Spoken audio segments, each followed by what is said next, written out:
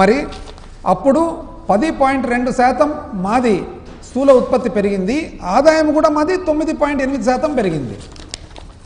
అదే సమయంలో జాతీయ స్థూల ఉత్పత్తి చూస్తే 10.7% వాళ్ళది పెరిగింది, 9.7% ఆదాయం పెరిగింది. కానీ మీది మాత్రము 12% స్థూల ఉత్పత్తి పెరుగుతుందంట, కానీ 3% మాత్రము ఆదాయం పెరుగుతుందంట. ఎట్లా అండి ఇది టాలీ అయ్యేది? అంటే మీరు చెప్పేదేమి, ధనమేమో వస్తుంది, మీరు ధనికులైనారు, కానీ ఆదాయం మాత్రం లేదు. అదేవిధంగా చూసినట్లయితే పోనీ మీరు ఫస్ట్ 6 నెలలు అన్నారు కదా, 2025-26, అది కూడా చూద్దాం పోలిక. 2023-24 నుంచి పోల్చితే 2025-26 పోలిస్తే ఫస్ట్ 6 నెలలు పోల్చినట్లయితే ఎంతండి మీరు చెప్పేది? 10.9 మీది పెరుగుదల అని అంటున్నారు. అదేవిధంగా 2024-25 చూస్తే 9.9 అని మీరు అంటున్నారు. కానీ మీ ఆదాయం ఎంతండి పెరిగినది? -2.8 సేల్స్ ట్యాక్స్లో, ఓన్లీ 4.3 మాత్రము జిఎస్టీలో. ఓవరాల్గా చూసినట్లయితే ఓన్లీ 2.5. అంటే 11% స్థూల ఉత్పత్తి పెరుగుతుందంట, కానీ ఓన్లీ 2.5% మాత్రమే ఆదాయం పెరుగుతుందంట. ఇదే సేమ్ జాతీయ స్థూల ఉత్పత్తి చూద్దాం. జాతీయ స్థూల ఉత్పత్తి చూసినట్లయితే కేంద్రం ఇచ్చిన రిజల్ట్స్ ప్రకారం 8.8% వాళ్ళది స్థూల ఉత్పత్తి పెరిగింది, వాళ్ళ ఆదాయం ఎంత పెరిగింది? 7.3 పెరిగింది.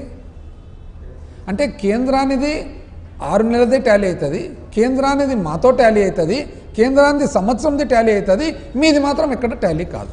కానీ మీది మాత్రం అద్భుతమైన పరిపాలన, అద్భుతమైన స్థూల ఉత్పత్తి. అసలు ఈ ధనానికి ఆదాయానికి పొంతన లేకుండా మీరు ఎట్లా చెప్తున్నారు అనేది మాత్రము చాలా ఆశ్చర్యం. ఎందుకు చెప్పగలుగుతున్నారు ఇదంటే, మీరు స్థూల ఉత్పత్తి ఫిగర్స్ ఏవైతే ఇస్తున్నారో ఈ 3 నెలలు అని నిజం చెప్పారంటే దాని పెద్ద అది లెక్కచారం వేసేదానికి రాదు.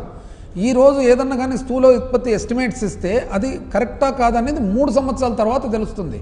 ఫస్ట్ అడ్వాన్స్ ఎస్టిమేట్స్, ఆ తర్వాత ఫస్ట్ రివైజ్డ్ ఎస్టిమేట్స్, ఆ తర్వాత సెకండ్ రివైజ్డ్ ఎస్టిమేట్స్, ఆ తర్వాత థర్డ్ రివైజ్డ్ ఎస్టిమేట్స్, ఫైనల్గా అకౌంట్స్. మీరేమి ఇప్పుడు ఏదో ఒకటి చెప్పేస్తే కానీ అయిపోయిందిలే అని చెప్పి మీరు అనుకుంటూ ఉన్నారు. అంతే, మాకైతే అంతే అర్థమవుతుంది.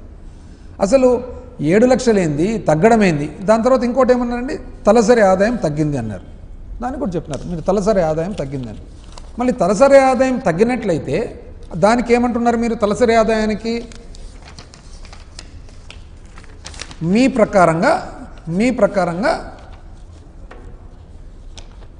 13.2% తలసరి ఆదాయం మీ 2014-19లో పెరిగింది, మాది మాత్రం 19-24లో 9.1 పెరిగింది. కాబట్టి ఇంత ఆదాయం ఇంకా మిస్ అయింది. ఇదేనండి మీరు చెప్పేది కరెక్ట్? అది కూడా చూద్దాం. ఎప్పుడు కూడా సింగిల్గా చూడొద్దండి. అదే సమయంలో తలసరి ఆదాయం మీరు చెప్పేటప్పుడు కన్వీనియంట్గా ఇది ఎందుకు మర్చిపోతున్నారు? జాతీయ స్థాయిలో కేంద్రము -3.9 అంటే 3.9 తలసరి ఆదాయం తగ్గితే మాది 4.8 పెరిగింది. అదెందుకు చెప్పడం లేదు మీరు? పోనీ ఎట్లొద్దులేండి, టోటల్గా దేశం మీద చూసుకుందాం. దేశం మీద చూసినట్లయితే 2013-14 నుంచి చూసినట్లయితే 2013-14లో ఆంధ్రప్రదేశ్ రాష్ట్రము ఏ స్థాయిలో ఉన్నింది? 18వ స్థాయిలో ఉన్నింది. అంటే భారతదేశంలో 18వ స్థానంలో ఉన్నిందనమాట. ఎక్కడ? ఢిల్లీ, గోవా, చండీగఢ్, సిక్కిం, పూజ అన్నీ చెప్పుకుంటూ ఫైనల్గా మహారాష్ట్ర, కేరళ, కర్ణాటక, తమిళనాడు, హిమాచల్ అన్ని పోను ఆంధ్రప్రదేశ్ 18వ స్థానంలో ఉన్నింది. 18 స్థానంలో ఎప్పటి వరకు ఉన్నింది? మీరు పరిపాలన చేసినంతసేపు 18 స్థానంలో ఉన్నింది. కానీ 2024 మేము దిగిపోయేటప్పటికీ 15వ స్థానానికి వచ్చింది. అంటే అప్పుడు బాగున్నట్లా, బాగలేదా? అసలు మీరు ఏ విధంగా పోలికలు పొంతనలు పెడుతున్నారనేది అంటే ఎవరు గమనించుకోరనుకుంటున్నారా, లేకుంటే ఎట్లా అనేది మాకైతే ఆశ్చర్యంగా ఉంది అసలు. ఇది కాకుండా నెక్స్ట్ ఇంకోటి, దాంట్లో కూడా మళ్ళా డాలర్లలో ఎందుకండి? మనం రూపాయలలోనే కదా. అంటే మీరు ఎందుకు, అది కూడా వ్యూహాత్మకమే, ఎందుకు డాలర్లలో మాట్లాడతారంటే పబ్లిక్ ఎవరన్నా చూస్తే కానీ చాలా ముందు చూపు ఉంది, అందుకని డాలర్లు అని. సార్ ఎవరు అంత అమాయకులు ఎవరు లేరు సార్. మనమంతా డాలర్లలో కాదు, మనం రూపాయలలో కాదు ట్రాన్సాక్షన్ చేస్తుండేది, రూపాయలే మాట్లాడుకుందాం. దానివల్ల ఉపయోగం ఏమి, లాభం ఏమి? అప్పు ఏమన్నారంటే ఎంత అన్యాయంగా చెప్తారు. మళ్ళీ 10 లక్షల కోట్ల అప్పు. కరెక్టేనండి? 10 లక్షల కోట్ల అప్పు ఎట్లా చెప్పగలుగుతున్నాండి? మీరు అంటే ఆర్బీఐ తప్పు చెప్తుంది, కంట్రోలర్ అండ్ ఆడిటర్ జనరల్ తప్పు చెప్తున్నాడు, మొత్తం మీరు ప్రవేశపెట్టిన అసెంబ్లీలో అకౌంట్స్ తప్పు చెప్తున్నాయి, మేము తప్పు చెప్తున్నాము, మీరు మాత్రం కరెక్ట్గా చెప్తారు. ఆర్బీఐ తప్పు, సిఏజీ తప్పు, అసెంబ్లీ తప్పు, లెక్కలు తప్పు, అందరూ తప్పు, మేము తప్పు, మీరు మాత్రం కరెక్టు. ఎవరండి అప్పులు చేస్తుండేది? మీరు ఇట్లా చిట్టా తీస్తే మేము చెప్పాల్సి వస్తుంది, మళ్ళీ మీకు కోపం. తప్పు, ఇది నిజం కాదండి. మీరు 1.5 సంవత్సరంలోనే ఇంచుమించు 2,66,175 కోట్లు అప్పు చేసిండేది వాస్తవం కదా. అంటే బడ్జెట్ అప్పు, బడ్జెటేతర అప్పు, బడ్జెట్ అప్పు 1,54,880 కోట్లు చేస్తే బడ్జెట్ బయట అప్పు 1,11,295 కోట్లు చేసినది వాస్తవమా కాదా చెప్పండి. 2024-25 ఆర్థిక సంవత్సరంలో 81,597 కోట్లు మీరు అప్పు చేసినారా లేదా? ఇది అకౌంట్స్లో ఉంది కదా, ఆర్బీఐ అకౌంట్లో ఉంది, సిఏజీ అకౌంట్లో ఉంది, మీరు సబ్మిట్ చేసిన బడ్జెట్ అకౌంట్లలో ఉంది.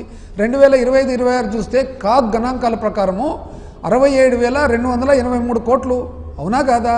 నవంబర్ 4వ తేదీ 3,000 కోట్లు, అవునా కాదా? డిసెంబర్ మొన్న 2వ తేదీ 3,000 కోట్లు, అవునా కాదా?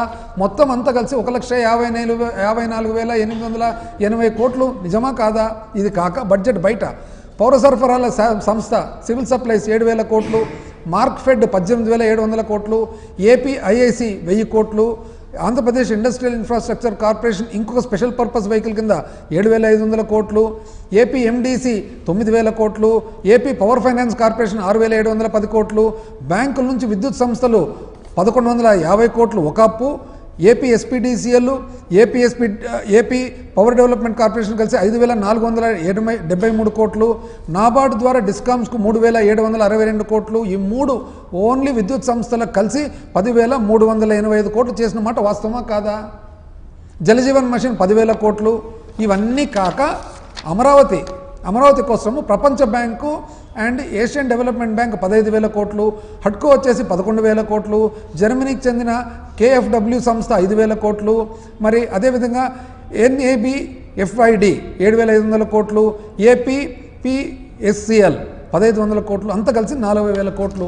మొత్తం కలిపితే 2,66,175 కోట్లు చేసిన మాట వాస్తవమా కాదా? మీరండి అప్పుల గురించి మాట్లాడుతున్నారు, మళ్ళీ మాతో పోలిక. ఏం పోలిక? దాన్ని పోలిక చేస్తే నిజం చెప్పాలంటే ఇప్పుడు కూడా మళ్ళీ 10 లక్షల కోట్లు అంటారు. ఇంత అన్యాయం అండి, ఎట్లా అనగలుగుతున్నారని? మీ స్థాయిలో ఒక ముఖ్యమంత్రి స్థానంలో ఎట్లా చెప్పగలుగుతున్నారు? అది అసెంబ్లీలో మీరు ప్రవేశపెట్టిన లెక్కలు కాదా ఇవన్నీ? అంటే ఇవన్నీ దాపెట్టుకోవచ్చునా? మీకు తెలియకుండా నాకు తెలియకుండా మీరేమైనా అప్పులు చేయొచ్చునా? ఎంత ఉన్నిందండి? మీరు ప్రవేశపెట్టిన లెక్కల ప్రకారమే ఎంత ఉన్నింది? మేము దిగిపోయేటప్పటికి రాష్ట్ర అప్పు టోటల్గా 7,21,918 కోట్లు, అంటే 7,22,000 కోట్లు అనుకుందాం. మాకు మీరు దిగిపోయేటప్పటికి ఉన్న అప్పు 3,90,247, అంటే 3,90,250 కోట్లు అనుకుందాం. అంటే మీరు దిగిపోయేటప్పటికి అప్పు కూడా మేమే చేస్తామే. ఈ లెక్క ప్రకారము మా పీరియడ్లో చేసిన అప్పు ఎంత? 3,32,000 కోట్లు. 3,32,000 కోట్లు మేము 5 సంవత్సరాలు చేస్తే మీరు 2,66,000 కోట్లు 1.5 సంవత్సరం చేసి మళ్ళీ మీరు మా అప్పుల గురించి చెప్తారు. అంటే 10 లక్షలు ఏంది అది? అంటే ఇప్పుడు మీరు చేసిన మేము ఎక్కేటప్పటికి మీరు దిగిపోయేటప్పటికి 3,90,250 కోట్లు అవి కూడా మేమే చేస్తామే 2019 ముందర. ఎట్లండి అది? ఇది కాక మీరు మామూలుగా ఒక పరిమితి ఉంటుంది, ఇంతే చేయాలి అప్పని. ఇంతే చేయాలి అప్పనేది 29,000 కోట్లు పరిమితి దాటి మీరు చేస్తే, అంటే 2014-19 అంతా కలిపితే 29,000 కోట్లు మీరు మీ పరిమితిని మించి దాటితే ఆ 29,000 కోట్లు మా దాంట్లో మైనస్ చేసిన మాట వాస్తవమా కాదా? అప్పులు ఏం అప్పులండి? ఇవన్నీ అప్పులు కాదా? అప్పుడు అబ్బా అసలు ఎంత ఆవేదన, ఎంత ప్రజలకైతే అసలు వాళ్ళందరికీ కూడా ఎంత ప్రతి ఒక్కరికి అసలు ఒక రకమైన దిగులు. శ్రీలంక అయిపోతుంది, కొలంబియా అయిపోతుంది. ఇదేమండి? ఇది శ్రీలంక కాదా, కొలంబియా కాదా? ఇప్పుడు ఎక్కడున్నారు వాళ్ళందరూ కూడా? అంత దిగులు ఎక్స్ప్రెస్ చేసేవాళ్ళు. ఏప్రిల్ 3, 2025లో 5,750 కోట్లు చేయలేదా మీరు అప్పు? మే 6, 2025లో 6,822,000 కోట్లు చేయలేదా మీరు? జూన్ 3 7,000 కోట్లు చేయలేదా? జూన్ 10 7,000 కోట్లు చేయలేదా? జూలై 15 3,600 కోట్లు చేయలేదా? మరి ఆగస్టు 5 5,000 కోట్లు చేయలేదా? సెప్టెంబర్ 2 5,000 కోట్లు చేయలేదా? సెప్టెంబర్ 30 2,000 కోట్లు చేయలేదా? అక్టోబర్ 7 1,900 కోట్లు చేయలేదా? నవంబర్ 4 3,000 కోట్లు చేయలేదా? మరి డిసెంబర్ 3,000 కోట్లు చేయలేదా? అంటే ఇవన్నీ మేము ఊహించుకుంటున్నామండి. ఎక్కడ పోయింది ఇప్పుడు ఆ దిగులు అందరికీ? పోయిన సంవత్సరం చూద్దాం.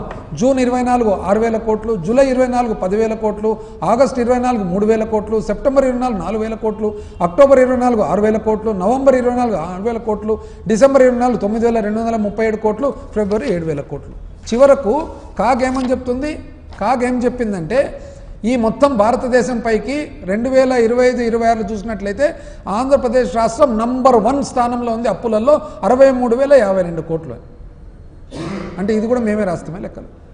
పోనీ మీరు అన్నట్లు అద్భుతంగా ఉంది ఆదాయం అంటారు కదా, ఇదే కాగిచ్చిన లెక్కల ప్రకారం రెవెన్యూ రాబడి ఆదాయం చూస్తే ఎంత? 2023-24 మా చివరి సంవత్సరంలో 6 నెలలు చూసుకున్నట్లయితే 82,139 కోట్లు అయితే మీరు ఓన్లీ 74,237, అంతే వెనకాల పడిపోతున్నారు మీరు. మరి పరిపాలన సంపద సృష్టి మాత్రం మీరే చేస్తారు. ఇంకోటి కూడా చెప్తారు, ఏమని చెప్తారు మళ్ళా? మేము డబ్బులు కేంద్రం నుంచి వచ్చే డబ్బులు మేము వాడుకున్నామంట. ఆహా, మీరేం చేస్తున్నారండి? పోలవరం డబ్బులే చూద్దాం. ఎవరైంది పోలవరం మాకు చాలా ప్రతిష్టాత్మకమైన ఇది కదా. పోలవరంలో మీకు యాక్చువల్గా మాకన్నా అడ్వాన్సులు రాలే, మీరు కూటమిలో భాగం కాబట్టి అడ్వాన్స్లో మొట్టమొదటిసారిగా అక్టోబర్ 9వ తేదీ 2024లో 2,348 కోట్లు ఇస్తే మీరు అకౌంట్లో వేయకుండా వేరే పర్పస్కు డబ్బులు వాడుకొని కేంద్ర జలవనరుల శాఖ 10 సార్లు మిమ్మల్ని హెచ్చరిస్తే అప్పుడు ఫైనల్గా ఎప్పుడు మీరు అది జనవరిలో చిన్నగా దాంట్లో అకౌంట్లు వేసినారు.